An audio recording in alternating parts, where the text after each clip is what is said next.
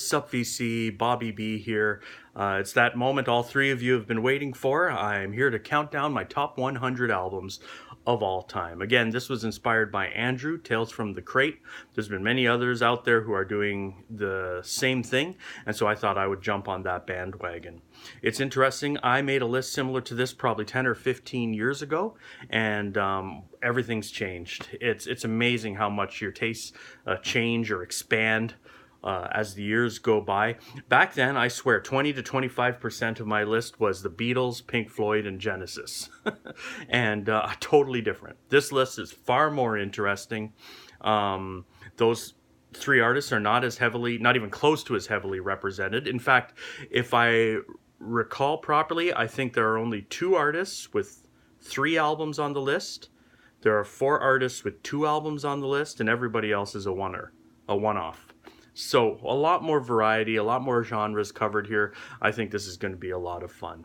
So this list is definitely a now list. It's kind of basically my top 100 albums of all time that I still feel like listening to regularly. So that's why a lot of albums would no longer make the cut, because maybe I over-listened to them in my life and I just don't feel like it as much these days. A lot of surprises on this list, even for me personally. And I will sort of contradict myself, even though it is kind of a now list. At the same time, it's I kind of got this thing about an album sort of standing the test of time before I consider it a classic. So there are some relatively new albums on here. There are albums from this century, but yeah, you're not going to find too many within the last 5 or 6 years. There's too many times I've listened to an album, been like, this is the best thing ever, and then 2 weeks later I just don't feel like listening to it anymore. So there you go. So I'll start right into it. I'll tell one more quick kind of story, anecdote type thing before my number 100. I've got a friend who's really into movies, and he regularly makes his list of his favorite movies of all time. And it's the most fascinating list you'll ever see. There's like foreign films and art house films and classics, and it's just such a nice mix. But he has this thing in his brain, this sort of nostalgic attachment to Cameron Crowe's Say Anything. And no matter what happens on his list, Say Anything is always there. And it's usually at number 100. I find that kind of interesting. That describes my number 100 pick as well. This album, it's not representative really of what else is on this list, but it's one that I feel a consistent need to include on lists like this, and it is Weezer's second album, Pinkerton. And if I were to do a top 500 albums of all time, there wouldn't be any other Weezer album on this list. The only other album I like by them is the Blue Album, and even then it's not, to me, it's not the classic that a lot of other people feel it is. After this album, they released a good song here and there. I don't hate everything they've done, but they never did anything else that sounded like this. This second album, Rivers Cuomo, is pouring his heart out. It's raw. It's rough. It's kind of it's a perfect description of being a teenager, which is interesting because I was well out of my teens by the time this came out. In fact, 1996, I think I was getting ready to get married. I was married in 97. So, yeah, so I was a mature adult at this time, but I understood this album's appeal, and it's just an amazing album. And despite all of that, I mean, sometimes this album is credited as birthing emo, which I think is weird because it doesn't really sound like an emo album to me, although I like many albums of that emo genre. This doesn't sound the same as they do to me. More than anything else, the album rocks, and that's why I love it.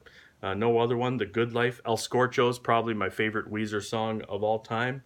It's just a great album from start to finish. Only slightly longer than half an hour long, but it's just perfect. So Weezer's Pinkerton rests nicely at number 100. At number 99, we have an artist that basically his career can be divided into kind of 2 categories. There's the early kind of bluesy, jazzy period, and then there's the later sort of more eccentric and weird period.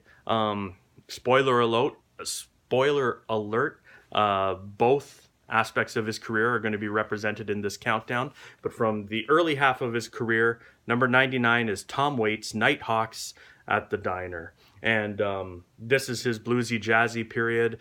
This is his third album, I believe. It's sort of a live album. I think it's recorded in a studio, but there is an audience present. There's the gatefold with all the lyrics. And it's a great starting point for Tom Waits. If you're looking to get into Tom Waits, this is a good place to start. The songs are outstanding, but in between the songs, you got Tom Waits sort of bantering with the audience, and he's hilarious. He's a storyteller. His songs tell us what a great storyteller he is, but included in that, his stories in between the songs are also, they're just you're hinged on every word when you listen to them. So yeah, just an awesome album. Emotional Weather Report is a great opener. Better Off Without a Wife is hilarious. Nighthawk Postcards. The Spare Parts 1 and 2 are both great. Warm Beer and Cold Women. It's just an outstanding album all around. Tom Waits' Nighthawks at the Diner is number 99. At number 98, this is a band. I could have put their second album, You're Living All Over Me, on the list. I could have put a later album, Green Mind, has a song called The Wagon on it, which is probably my favorite song by them. But that's after Lou Barlow left the band. But here's the classic lineup: Jay Mascis, Lou Barlow, and Murph. And the three of them are together here on their third album, Dinosaur Jr.'s Bug. Dinosaur Jr., loud, alternative rock. Jay Mascis is one of my favorite guitarists of all time. I can always tell it's him when I hear the guitar. And it's interesting, if you've ever seen them live, seeing them live is not a good way to introduce yourself to the band, because it's all about the loudness when you see them. And they got amps all over the place, and it's usually just a barrage of sound. And the only way you can kind of hear the melodies is if you know the songs already.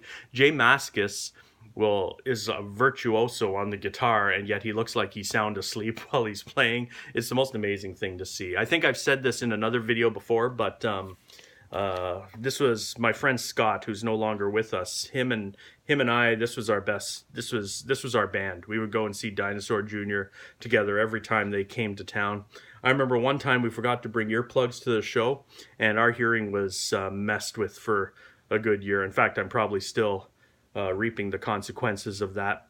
I remember our ears were ringing so much, it was like I couldn't hear people talk in front of me very well. But then I'd be standing in an elevator and the fan would be like deafeningly loud. Or I'd be eating a sandwich and crunching on the sandwich would just be the loudest thing I've ever heard in my life. Anyways, this is an amazing album. Freak Scene, Budge, Let It Ride, They Always Come. I mean, it's perfect. And this is a later pressing on a purple vinyl, violet vinyl, 2005 pressing. Anyways, outstanding album. Dinosaur Jr.'s Bug. That comes out at number 98. At number 97 is another one of my favorite artists of all time. And again, so many of his albums could have been included here. I could have picked his debut, My Aim Is True. I could have picked his third album, Armed Forces. My favorite song is a song called Beyond Belief, which I think is on the Imperial Bedroom album. But the winner was this album. This is his second album, This Year's Model. This is Elvis Costello, the young, angry Elvis Costello. I don't know, punk, new wave, but just catchy power pop. I would call it power pop more than anything else. Just some of the catchiest songs ever. And I mean, forget about it. You got, that's the inner sleeve. Yeah, Lip Service, Lipstick Vogue, Radio, yeah, No Action, Pump It Up, You Belong to Me, You Belong to Me. Just, and it doesn't get better than this album. Yeah, this is my favorite Elvis Costello album. Just song for song, to me, it's the best album he's ever put out. Yeah, Elvis Costello, This Year's Model is my number 97. So in my teens, I was heavy into the prog, and prog. Oh, in the VC, it's not so much a dirty word. A lot of people like it in the VC, but I think in kind of the greater music community, prog is kind of an ugly word. People don't take it seriously. But if it wasn't for my love of prog, I probably wouldn't have gone beyond top 40 music. And it led me to things like punk and new wave and avant-garde and jazz and fusion and like all these other genres of music that I love, was basically birthed by prog. And the first prog album I ever heard was, Genesis. And it was this album. It was Foxtrot. And this is one of only 2 Genesis albums on this list. So there you go. Another spoiler alert. But this is the one that birthed it all. So I had to include it. And basically, it's interesting. The first song I ever heard, a friend of mine played me the song Can Utility and the Coastliners, which is probably the most underrated song in the Genesis catalog.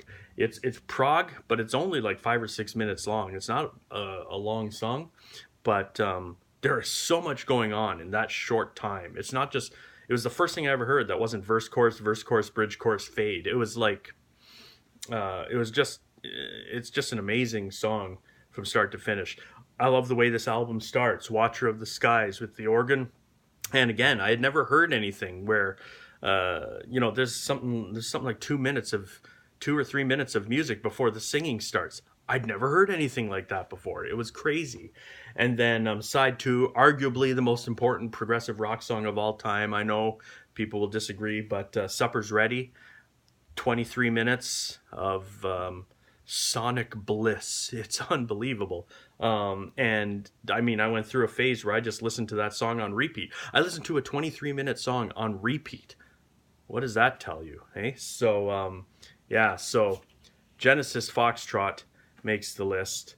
This is, of course, the classic lineup of Genesis, which I'll always have a fondness for. I kind of, once Peter Gabriel left the band, they still put out a few albums I really like, and I do have a weak spot for, I guess everything in their catalog, but really this is the era of Genesis that does it for me. And Genesis Foxtrot sits nicely at the number 96 position, I believe. 100, 99, 98, 97, 96. Yep.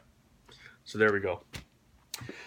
On the other end of the spectrum, another sort of controversial pick at number 95 is MC5's Back in the USA. And I think having the MC5 isn't super controversial, but the fact that I picked this one over Kick Out the Jams might be controversial to some, but I love this album, and I like it more than Kick Out the Jams, as classic as that album is.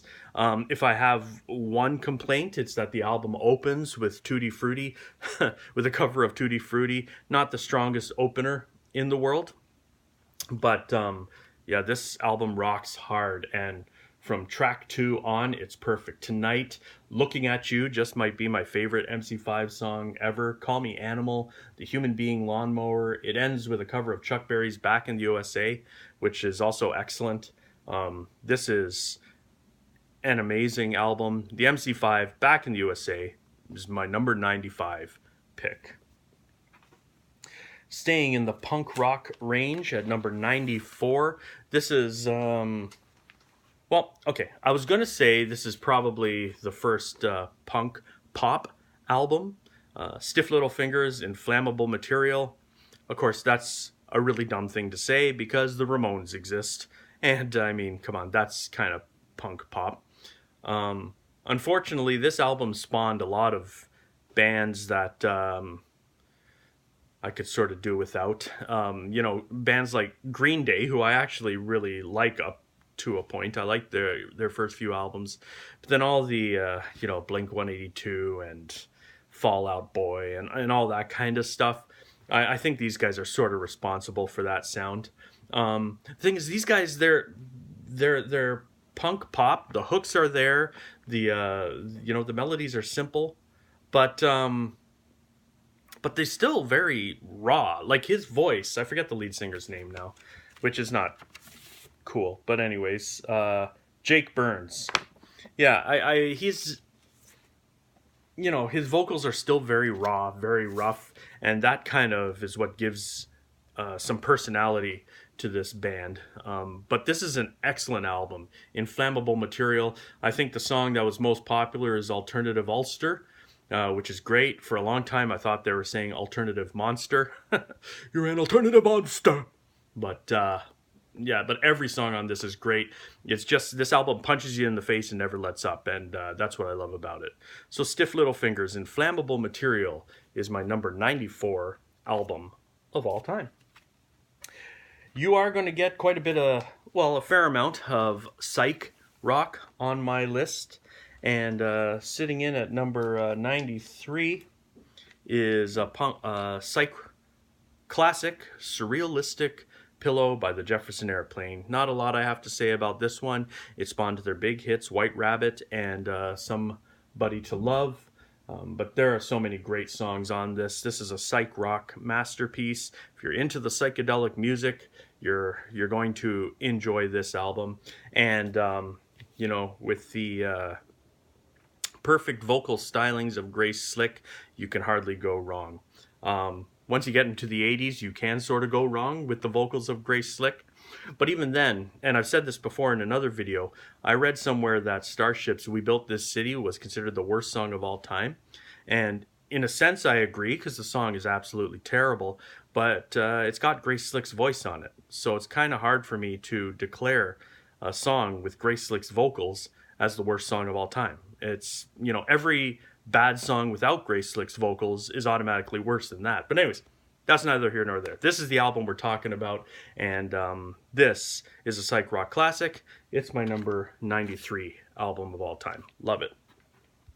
Get a little bit more personal here at number 92. Number 92 is a band that raised me in many ways.